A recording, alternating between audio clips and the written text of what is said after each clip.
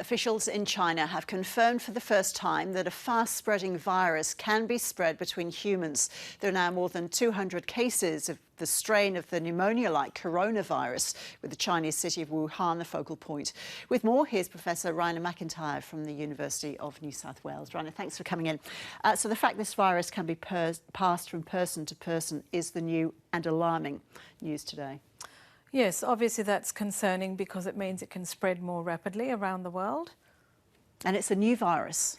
It's a new virus that identified in humans for the first time. It doesn't mean it hasn't been in animals and that we just haven't detected it. What's it like? What are the symptoms?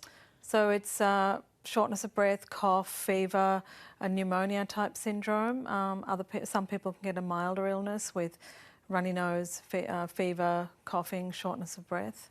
So it's killed 3 people so far. How dangerous, potentially, is it? So it's reassuring that it's compared to SARS, it's killed 3 people out of more than 200 cases because SARS had a death rate of more than 12%. This is a lot lower by the early data. We have to obviously wait and see how it pans out.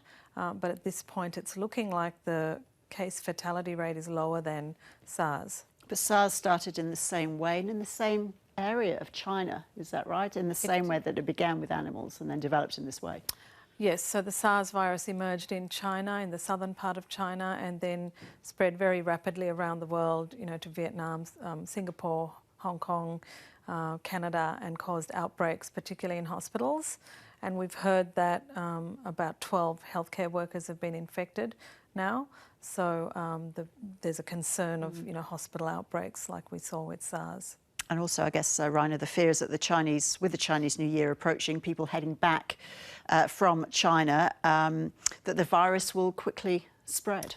Yes, so travel is a major vector for transmission of infectious diseases around the world. We've seen it with Ebola, with MERS coronavirus, and the Lunar New Year obviously results in a lot of people moving between China and other countries, so we would expect to see more travel-related cases as a result. And the Chief Medical Officer of Australia, Professor Brendan Murphy, spoke a little earlier this morning. He was urging calm, but how worried should we be here?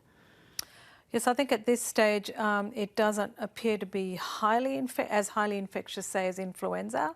So I think we're taking all reasonable measures in Australia, being alert. I think there should be a high level of awareness in hospitals and healthcare systems, GPs, so that if they're seeing patients coming with an unusual pneumonia, they need to ask their travel history, and if they've come from China, be aware that it could be this virus. And the World Health Organization, Raina, is preparing to discuss whether the new virus constitutes an international health emergency. If they decide that it does, what steps are taken then to contain the virus? What swings into action once that declaration has been made? So declaring a public health emergency of international concern then allows the WHO to use the international health regulations, and it gives them more ability to intervene with various disease control measures, including enhanced surveillance for disease. So the next few days and weeks will be crucial, I guess. Yes. Raina MacIntyre, thank you so much. Pleasure.